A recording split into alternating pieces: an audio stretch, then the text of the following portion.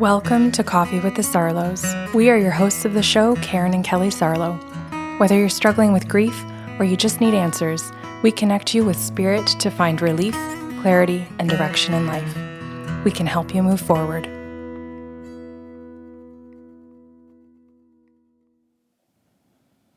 Hi, Kelly. Good morning. I have a story today about two sisters.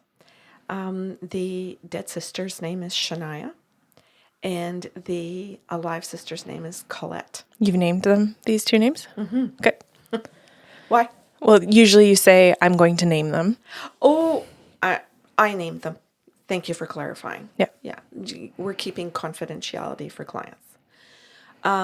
Collette just asks at the very beginning of the session if she can connect to her sister. And her sister immediately comes in, not a problem at all. And she says, Collette understands that I've changed and that when you die, you learn lessons and grow. And I said, oh God, that's great. And she goes, yeah. She says she listens and has been listening to your podcast show, and it fits with her own thoughts that our souls grow and change. So it resonates. So she's booked the appointment because she knows that. So you're not going to have to convince her. She's here to hear what I thought and what I did when I was on Earth and what I've learned on the other side. And I said, okay, that's pretty exciting then. I said, let's go. So Shania says, well, I want to start by saying that we have a really big family. And I said, well, I have a really big family too. I'm one of 9. What are you? And she says, oh, there's over 12 of us. I said, do you mean over 12 of you that survived, like not including miscarriages, abortions, like that kind of thing? Like you had 12 siblings you could identify and know, or more? And she said, oh, yes. So I said, okay. So I said, both males and females? And she goes, yeah. And I said, okay. So I offer all of that to Collette just as validation. And she goes, yeah. I said, do you want to say anything else about your family? And she goes, oh, the whole thing's about the family. And she goes, but yeah, she says, I'm going to offer the facts and the story and behaviors and everything. And she says, I want to say that Mom's still alive. And I'm like, okay, so roughly how old is everybody? And she goes, well, like all of us are now in our 50s, 60s. We've got one sibling like that's early 70s. And I said, so how old's Mom? And she says, well, Mom's close to 100. So I offer that to Collette because that's just great factual stuff. And Collette goes, yeah, that's right. Mom's alive and she is close to 100. And that was correct about siblings. And then I said, where's Dad? And she goes, well, Dad's with me. And she says, we've also got quite a few dogs here with us on the other side and only one cat. So I offered that to Collette and she said yes. And it made Collette really happy to know that all of the animals are with you on the other side. And she goes, okay, that's something that I believe too. And I've heard in the podcast, but it's super fun to hear because it's my sister and my family. And then Shania says, I want to switch now. She says, I want to talk about what I was like and how we were raised. And she says, Mom and Dad raised us to be very religious people. And she said, most of us were raised that you were to people please, Mom and Dad, the church that we belonged to, the system that church was in, like on a bigger scale. And that the big thing in life that they really valued the most was to be of service. And I said, so do you mean like in religious orders? And she said, yes. She said, absolutely. And I said, so did you have brothers and sisters that went in? No, we didn't. I said, oh, did you have all siblings that married? No, not every single person married in the family. Some stayed single. And she said, but I'm trying to really point out that what Mom and Dad really pushed upon us was service. And I said, so Shania, how did that affect you being raised like that? And she said, well, I really bought into it. I really thought that being of service was going to get me my ticket on the other side, out of the fire pit, so to speak, into the I'm okay and I will be taken care of and my needs will be met. And I won't suffer that I'm supposed to have bliss and peace for the rest of eternity. And she said, so like, I really believe that. And as a result, she said, what I want to say to Collette is that I really spent my life people pleasing like really severely, to the point where I used the people pleasing as a way to control other people and as a way to get my own needs met. So I believed that if I did things for others, that they would give back to me. And then if they didn't give back to me, that my getting back would occur when I died. So if somebody was mean to me on earth, I would think, well, now I'm suffering, and because I didn't get my needs met or my wants or whatever, so now I'm suffering. And then she would offer that suffering up as part of her package. And that's how she refers to this, as her package. That, see, I was of service, I was extremely kind and overgenerous, but I also suffered. Here's my suffering package. And when I said the suffering package, because it's just the way Shania worded it, Collette said, oh my God, talk about the suffering package. She goes, I need to sit for a moment and just take all of that in, because that tells me that Shania now knows it's a package. Like, she's putting it into some terms that makes me understand her growth, but also understand like that whole idea that you put a package together. And here's that whole thing and everything that it contains, right? When you're talking about putting a package together, all the different types of suffering that she would have to do. And I said, all the different kinds of suffering? And I said, just give me a second, Collette. So I said to Shania, she's talking about different kinds of suffering. I said, is that correct that you looked at that like that kind of a package that both of you were referring to? Oh my God, she says, of course. She said, like, I wouldn't go to a doctor's appointment because it meant that if I suffered a bit physically, I could offer that up. And I'm like, oh boy. I said, how did that work?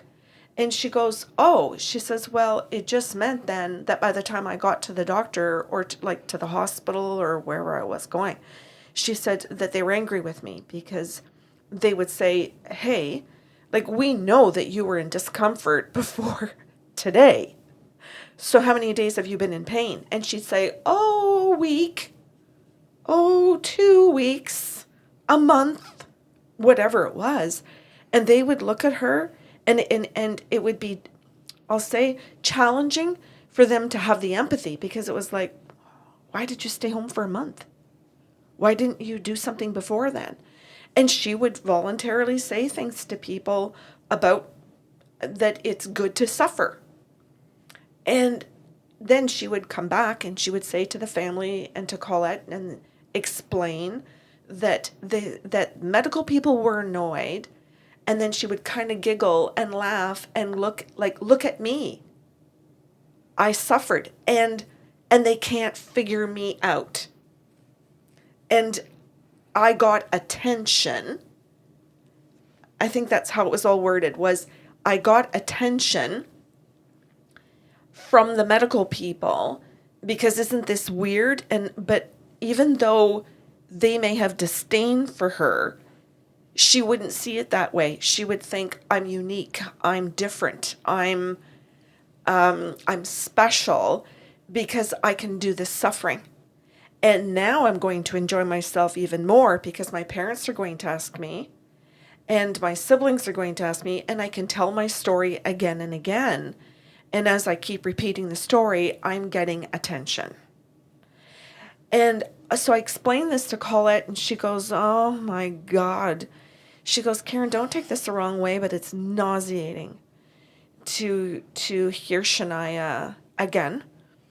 But she says, I needed this today to hear it in a different way, that now she understands that what she was doing. But she says, I hate hearing it because it just infuriates me. And Shania says, oh, I know. I know it infuriates Collette. And she goes, and it made me happy to infuriate her. And I said, oh, Shania, why? And she goes, because underneath all of that suffering and the way that I was living, I was in a rage. And she says, so when I saw Collette, that I could make Collette be in the rage, it released, or like some of my rage, some of my own feelings. And I said, okay. So I explained this to Collette, and she goes, oh, that's fucked. And I said, yeah, it is. And she goes, does she have anything to say about that? And I said, oh, I bet this is one of the things that you booked the session for, is that you want to hear this next part. And she goes, hell yeah. So then Shania comes in and she says, I'm sorry. She says, like, on earth, all of that is messed up in my head. But she says, Collette, everything about my life is messed up. She says, I don't have any healthy thoughts. And when I say that to Collette, she goes, yep. She goes, that would be true. She says, because every time I tried to speak to her, and then Shania comes in and says to me, oh, interrupt her for a second. So I did. I said, Collette, can you wait a second? Shania wants to talk again. Yep, let her go. She says, that's what I'm here for. So Shania comes back in and she says, yes, she says, this is what the grooming was. The grooming and all of this training goes so deeply that you bury all your feelings, and then you do all kinds of things with those feelings because you're not allowed to process them. So now they come out in all kinds of, I call it sideways, meaning inappropriate, meaning unhealthy. And when I say that to Collette, she goes, yes, everything, that's correct. It was inappropriate. And it was. And she says, I'm feeling all those feelings again. And I said, yes, and go right ahead and feel them. And she goes, oh, but what if I'm angry? I said, you can be angry. I said, you can be angry and express your anger. I said, but there's a difference between being angry and expressing it and being angry and projecting it onto me. And she goes, right. And you can see Collette going, okay, how do I not project it onto you? At what point was she projecting? No, she was just asking if she was going to. She Okay. wasn't. She wasn't doing it. She was asking about it.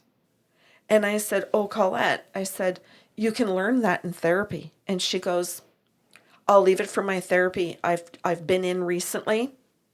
I can bring that up. And she goes, I'm recording purposely so that I know the issues I can bring to therapy.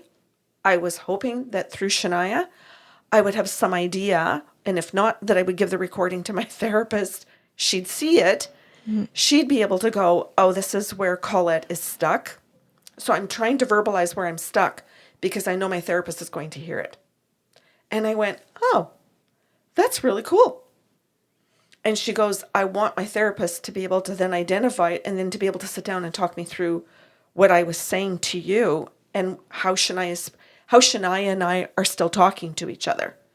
I was also hoping that I'd be able to have conversation with Shania so that the therapist could listen to our conversation. And I said, okay, let's keep going. So then Shania says to me, oh, this was so interesting. Shania says to me, well, Collette would approach me and say things like, you don't have to do that. You don't have to do everything mom and dad tell you. And I said to Collette, when did you start telling her that? And she says, oh my God, probably when we were about 13. And I said, oh, right around individuation time, like puberty. And she goes, oh, yeah, is that significant? And I said, yeah, I said, it's one of the times of development in the brain. And she goes, okay. She goes, so you're telling me that this was a normal process, a healthy process for me, for all of us to do that. And I said, yeah, to question your parents, to learn to set boundaries, to start knowing yourself, but you needed the tools to be able to ask yourself, who am I? And she goes, oh my God. She goes, could you please talk to Shania and ask, just go there for a minute. She goes, I'm super struggling. And I said, okay. So I say to Shania, what's she talking about? And Shania goes, oh, yeah, I didn't go through that process of what do I need? What do I feel? What do I want? She goes, I didn't go through any of that. She goes, my parents squashed that process and said, do what you're told, do what's expected of you, by your parents, by whomever, right? All of these different people. Don't go through the process. Just please others. That's the goal. And Collette says, okay. She goes, so that's the process that I was in. And I said, that's correct. You were doing those things. And she goes, yeah, but I didn't do a good job. And I said, well, no, because nobody was teaching you. Nobody was supporting it. And she goes, this makes me understand my really fucked up teenage years. And I said, oh, okay. And she said, it makes me understand like some of the other choices that I made about like not wanting to be around my family, wanting to be around different friends and staying at school and wanting to be in more sports and more activities where I was around other people that allowed me to do those things. Like where in sports, you did have a process, or in a hobby, especially hobbies where it was really structured.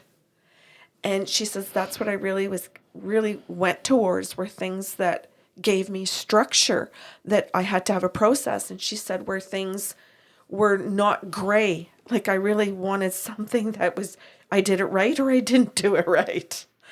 And if I didn't do it right, I had to start over till I did it right. And there was so much satisfaction in the process of doing something repeatedly to get it right. And I said, that makes sense, because your brain would be looking for that experience. And she goes, okay, this explains me. She says, I'm starting to understand the healthier aspects of me. Okay. She goes, can you go back to Shania then? I said, yeah. So I go back to Shania. I said, what do you want to explain? She goes, I didn't do any of that. I didn't have any hobbies. She goes, I would call my hobbies being of service to other people, where I literally had to volunteer or work at different, ages in life, stay at school. But I was I went into the things that were more service oriented. And in particular, I wasn't encouraged to make money. She said, so my parents encouraged me to be very busy in community things, which got me certain things in life, right? A kind of reputation. But I didn't get money. And so I didn't learn the value of money. My parents and the volunteers gave me things. So I would go without a lunch, or I'd go without a meal, and they'd feel sorry for me because I was working, so they'd feed me. I didn't understand that that you actually have to make money, and then you get to buy your own meal and you get to figure out what you want to eat. So more often than not, I was given what people ordered for me, and I ate what I was given. So I really didn't even understand what my desires were in what I liked to eat or drink or the clothes I wore. It was like the clothes were handed down even. So I had no idea about my style or the colors. So when I aged and I went out to shop with my friends, or I went out, with my family, I waited for mom to pick my clothes because mom and dad were buying my clothes. So they were picking the colors and the styles. So I had no sense of myself and how I looked. Same with my hair. They would give me the money, or they would even go with me, especially my mother, when I got my hair done. And she would tell them what my hairstyle was going to be. And I didn't argue because she was paying for it. So I repeated that to Collette, and she said, yeah, that's true. She said, I can recall where my parents went to more things with Shania than with me, but I don't remember all my brothers and sisters because there were so many. So I can reference her experience to my own, but not the whole family's. And she said, but this is true. And you can see Collette trying to figure out, well, what did mom and dad do with everybody else? And I said, oh, don't worry about that. I said, maybe you can discuss that with your therapist. Let's listen, because we only have so much time with Shania. And Shania says, I did so many things, like withholding information from Collette to drive her crazy, so that I had some power over her. But she says, I did it to my other siblings too. It wasn't just Collette. And she said, I withheld, or and then, this was it. I would withhold information. And then when Collette said, why didn't you tell me that? You knew that wasn't going to work, right? Why didn't you tell me? You knew the answer to that, or you had that information. And Shania would say, oh, well, too late now. And she goes, and you can see Collette just freaking cringe because the expression was so on. And she goes, my blood boils just hearing that again. And she goes, I'm actually in therapy because I have to figure out what, like these, I call them these triggers. And she goes, but I don't really understand if that's what's called a trigger or if it's just an annoyance. And I said, well, you'll discuss that with the therapist. I don't know the difference. You'll figure that out with them. And Collette goes, okay, fine. And Shania says, I did things like you would say, I needed that information. And then if Collette kept going at her, because she did eventually, then she would say, well, I thought you were smart, so you'd figure it out. And we ended up going through several of the forms of verbal abuse. And Shania would say, this is what I did. And I did it to frustrate you. And Collette said, why? Why? We were sisters. We were kids. Why would you purposely frustrate me? Like, why? I was a kid. And Shania says, to piss you off, to get you angry. And I said to Shania, why? And she goes, well, because Collette always forgave me, or always, like she'd be mad for a while. She'd walk away and not talk to me, but then she'd come back and everything would be okay. Our whole family swept everything under the rug. And I said, oh, so there's a whole system in the family of not dealing with any confrontation. Oh, no. She says, not the whole family. She says the boys dealt with confrontation. There was fist fights. And she goes, there were certain people in the family that could, or that did.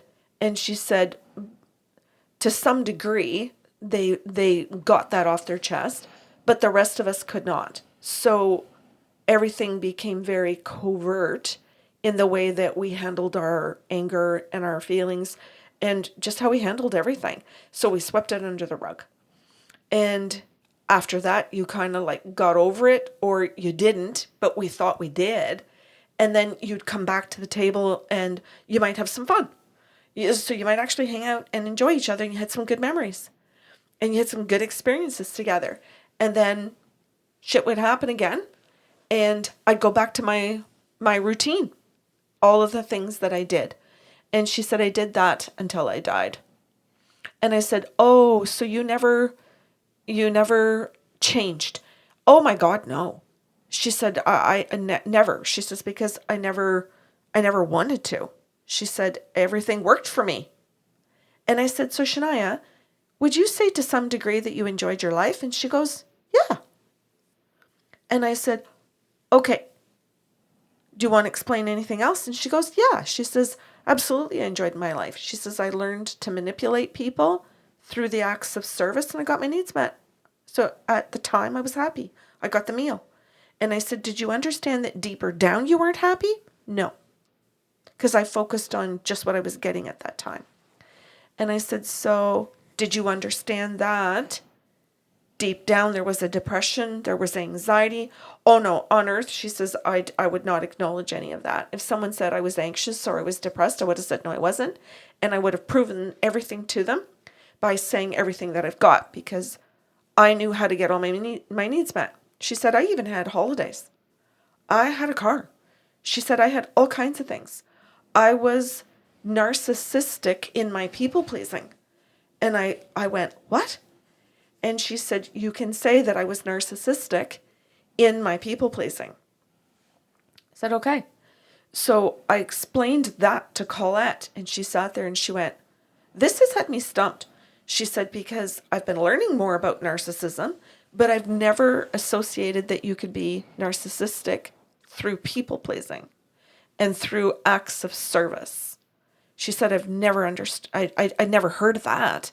I thought the narcissists were the people that were the bullies, like take control, manipulate outwardly, and be cold and psychopathic. And she said, I never thought this. And I said, you can discuss that again in therapy. like your therapist will be able to hopefully help you, or you can get books, you can do all kinds of things. And Collette says, well, I just started that journey. She said, so I will be doing that. And I said to Shania, so you never wanted to do anything like that? And she said, no. She said, I wasn't changing anything. And she said, but I want to be here today to be able to say to Collette the things that I did, to say that I understand them now, to say that there were millions of times in our 7 decades of life where I could have changed, that I could have been responsible, that I could have been in touch with myself. And she says, I never truly was connected to my sister. And I can say all of those things now. And she's here for it. That's why she's here. She does want to hear that apology from me. She wants to hear those things. So I offered that to Collette. I said, hey, she wants to offer this all to you now. And Collette says to me, I want to hear it. She says it's part of everything. I might not be able to take it all in and fully understand it all. She says, because I haven't understood some of this conversation or why she wouldn't want to have changed. And I said, well, she explained she didn't want to change because this was how she knew how to get her needs met, her wants, her hopes, her dreams, her desires, all of it.